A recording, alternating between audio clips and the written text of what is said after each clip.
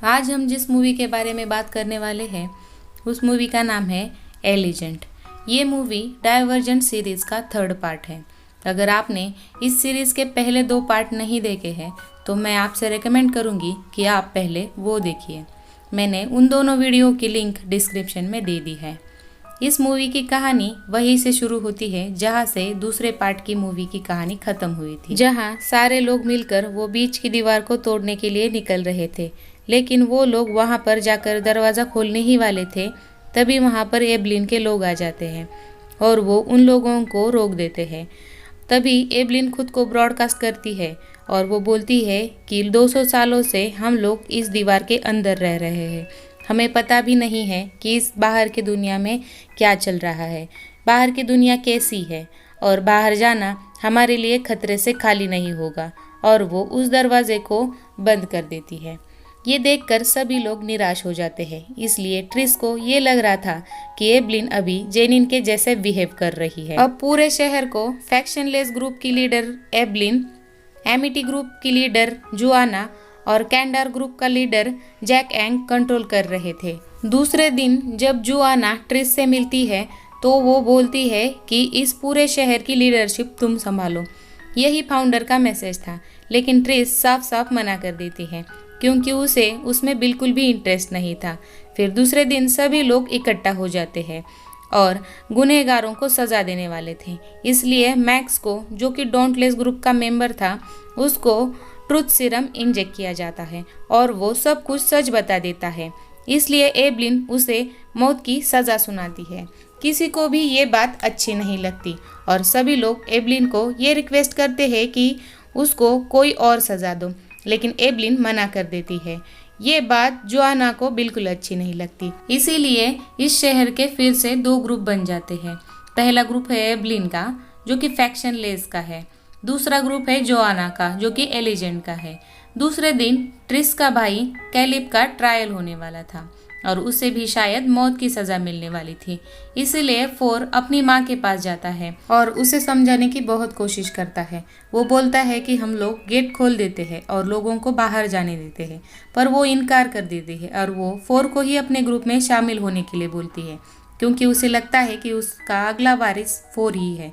Four और tris वहाँ से वॉल की दूसरी तरफ जाने के लिए निकल रहे थे। तभी फोर ट्रिस के भाई कैलेब को वहाँ से छुड़ा लाता है और वो वहाँ से जा रहे थे, लेकिन आगे से पीटर आता है और उसे पता चल गया था कि ये लोग वहाँ से भाग रहे थे।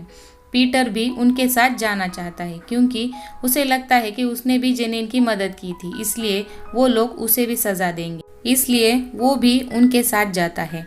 ये सब आगे बढ़ते हैं। तब वहाँ पर एक चेक पॉइंट आता है और तभी क्रिस्टीना वहाँ पर कुछ नकली डॉक्यूमेंट लेकर आती है।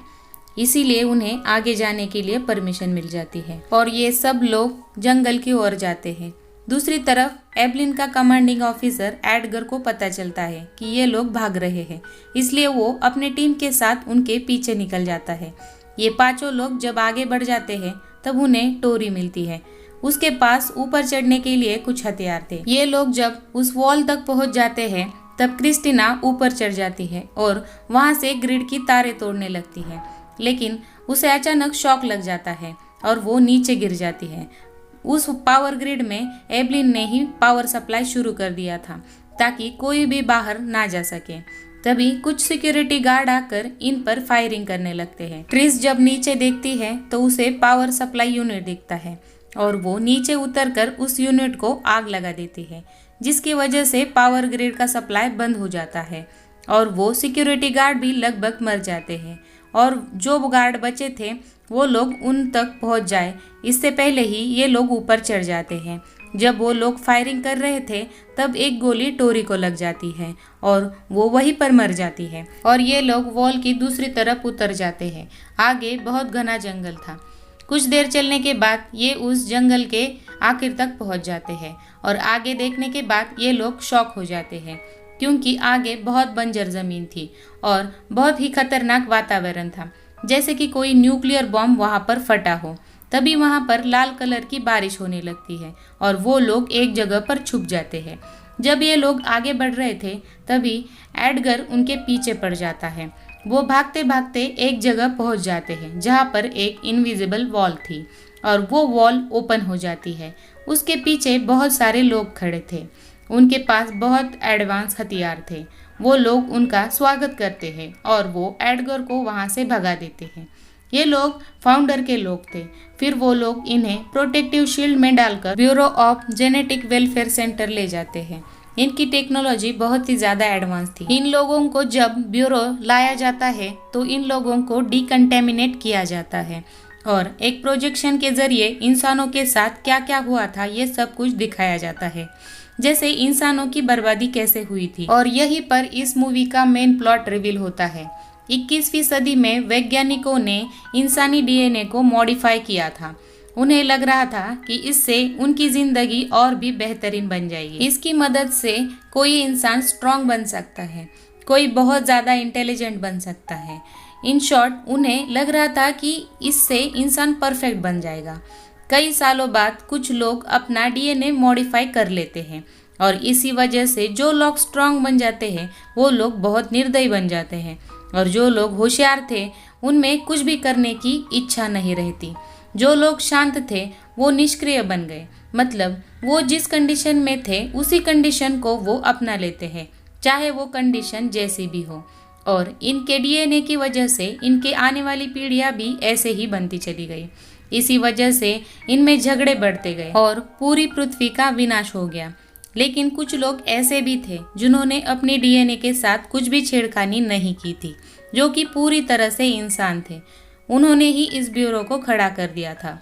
इनका बस यही मकसद था कि इंसानों की डीएनए को फिर से रिपेयर करना। वैज्ञानिकों का ये कहना था कि इन इंसानों को इस दूषित वातावरण से दूर रखा जाए तो कुछ समय बाद इनके डीएनए फिर से रिपेयर हो जाएंगे, लेकिन इसमें बहुत टाइम लग सकता है। इसलिए उन्होंने इस शिकागो सिटी को बनाया था ताकि उनके आने वाली पीढ़ी के डीएनए फिर से रिपेयर हो सके और वो इंसान बन सके। इस प्रोजेक्शन के बाद मैथ्यू उन लोगों को सभी लोगों से मिलवाता है। वहाँ पर जितने भी लोग थे उनके डीएनए नॉर्मल थे। इन लोगों को बाहर के दूषित वातावरण से रेस्क्यू करके इस ब्यूरो में रखा गया था। फिर हमें ये दिखाया जाता है कि इस ब्यूरो से पूरे शिकागो सिटी को मॉनिटर किया जाता है और शिकागो सिटी के सभी लोगों को स्टडी किया जाता है। इसके बाद मैथ्यू ट्रिस से मिलता है और वो उनके डायरेक्टर डेविड से उसे मिलाता है।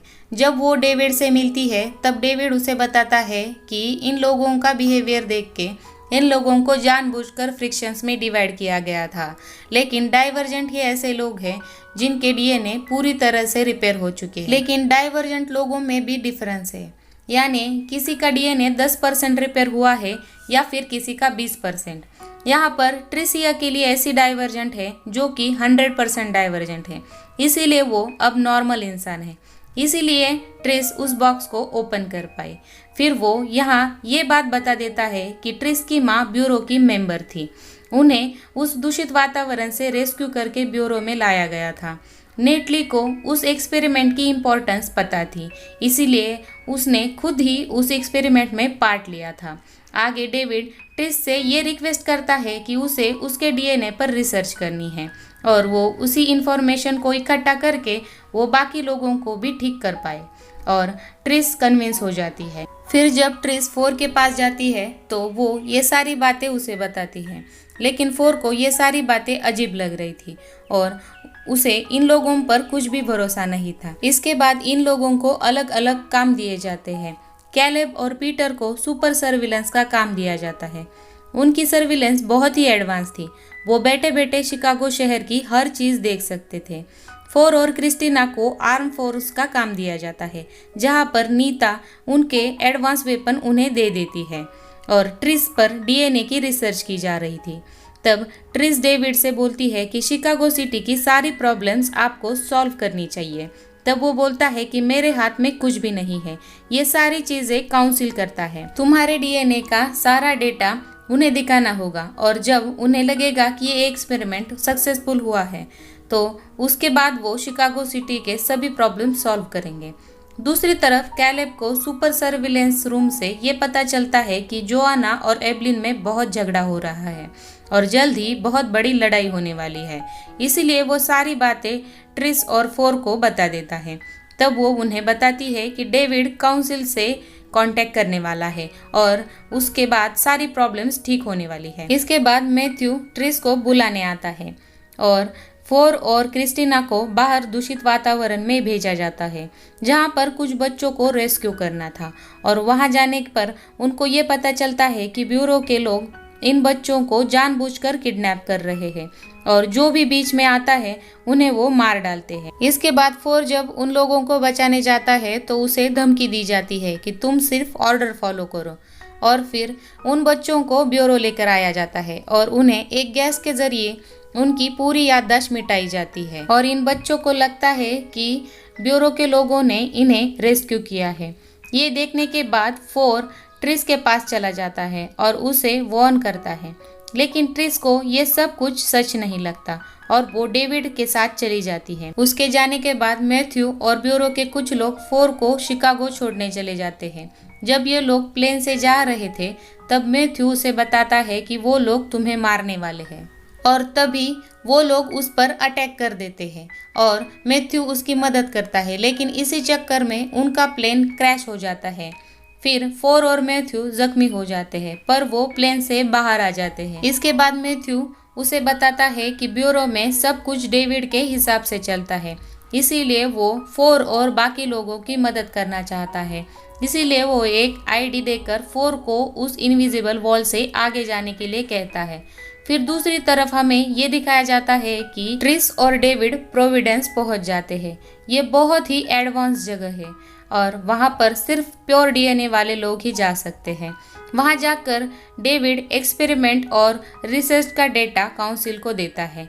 इससे वो लोग इम्प्रेस हो जाते हैं। इसके बाद ट्रिस को फ्रीली बोलने दिया जाता है। तब वो शिकागो सिटी की पूरी कंडीशन उन्हें बता देती है और वो बोलती है कि तुम्हारे लिए ये सिर्फ एक एक्सपेरिमेंट होगा, लेकिन ये हमारे लिए जिंदगी है। तुम्हारी वजह से ही शिकागो सिटी में बहुत ही बड़ी लड़ाई होने वाली है और तुम्हें ये सब कुछ रोकना चाहिए। अब ये सारी बातें सुनने के बाद काउंसिल के मेंबर बताते हैं कि उनका काम सिर्फ अप्रूव करना है, बाकी सारी चीज़ें डेविड ही देखता है और वही पूरे शिकागो सिटी को एडमिनिस्ट्रेशन करता है और आज भी वो सिर्फ फंडिंग के लिए यहाँ पर आया है। ये सुनने के बाद ट्रिस को शॉक लगता है और उसे फोर की सारी बातें सही लगती हैं। उसे अब ये समझ में आया है कि डेविड को सिर्फ अपने प्रोजेक्ट की पड़ी है, उसे उस सिटी के बारे में कुछ लेना देना नहीं है। और अब काउंसिल को इन सारी बातों के बारे में पता चल गया है और डेविड ने ये सारी चीज़ें उनसे छुपाई थी, इसलिए वो उनसे बोलते हैं कि पहले शिकागो की प्रॉब्लम सॉल्व करो, इसके बाद हम लोग तुम्हें फंडिंग देंगे। इसके बाद ये लोग ब्यूरो आते हैं। तब मैथ्यू डेविड को बताता है कि वापस जाते वक्त प्लेन क्रैश हुआ था और फोर वहाँ से भाग गया। जब डेविड वहाँ से जाता है तो मैथ्यू ट्रिस को सब कुछ बता देता है। वो बोलता है कि डेविड ने फोर को मारने के लिए ऑर्डर्स दिए थे, लेकिन अब वो ठीक है, वो शिकागो शहर चला गया है। इसके बाद वो ये बात क्रिस्टीना और कैलेब को बता देती है और वो सुपर सर्विलेंस की मदद से उसे ढूंढने की कोशिश करते हैं। दूसरी तरफ हमें ये दिखाया जाता है कि पीटर को डेविड ने मिलने बुलाया है और वो उसे एवलिन से मिलने भेजता है एक ऑफर लेकर। वहाँ जाने के लिए वो तैयार हो जाता है क्योंकि डेविड उसे अच्छी जॉब पोजीशन देने वाला था। फिर ट्रिस को ये पता चलता है कि फोर को एवलिन के पास लेकर जा रहे हैं। जब वो लोग सुपर सर्विलेंस से एवलिन को देखते हैं तो उनको पता चलता है कि पीटर वहाँ पर एक ऑफर लेकर गया है। पीटर एवलिन को एक सेक्शन ले जाता है जहाँ पर बहुत सारे गैस के सिरम रखे हुए होते हैं और वो उसे एक गैस दिखाता है। वो बोलता है कि इस गैस की मदद से तुम्हारे विरोधी ग्रुप के सारे मेंबर की मेमोरी मिटाई जा सकती है। और तब एवलिन उस गैस को मार्कस के ऊपर ट्राई करती है और मार्कस की पूरी याददाश्त चली जाती है। दूसरी तरफ पूरे शहर में जंग चल रही थी और जोआना ने पूरे शहर पर हमला कर दिया था, इसलिए एवलिन उस ऑफर को एक्सेप्ट कर लेती है। जब ट्रिस ये सब कुछ देख लेती है तो वो डेविड के पास जाती है। तब डेविड उसे पूरा प्लान बताता है और वो बोलता है कि बस एलिजेंट ग्रुप ही नहीं बल्कि वो सारे ग्रुप की मेमोरी मिटाने वाला है और वो फिर से लोगों को फ्रिक्शन सिस्टम में डालने वाला है और इसके कारण शांति बनी रहेगी। यहाँ पर ट्रिस सिर्फ डेविड से बात करने का नाटक कर रही थी। उसे तो डेविड का प्लेन चुराना था क्योंकि उसका प्लेन ही उस इनविजिबल वॉल को क्रॉस कर सकता है। वो उस प्लेन को चुराती है और कैलेब और क्रिस्टीना को भी अपने साथ ले लेती है। जब ये लोग जा रहे होते हैं तब सिक्योरिटी प्लेन उनका पीछा करते हैं, लेकिन उससे पहले ही ये लोग उस इनविजिबल वॉल को क्रॉस कर लेते हैं और वो सिटी पहुंच जाते हैं। फिर ट्रिस और क्रिस्टीना फोर को बचाने जाते हैं। उनके पास बहुत ही एडवांस हथियार होते हैं, इसकी वजह से वो फोर को बहुत ही आसानी से बचा पाते हैं। बाहर जंग चल रही थी, वहाँ पर एवलिन हार रही थी, इसलिए वो उस गैस को इस्तेमाल कर लेती है। तभी फोर और ट्रिस एवलिन के पास जाते हैं और उसे बहुत समझाते हैं, उसे डेविड का पूरा प्लान बता देते हैं।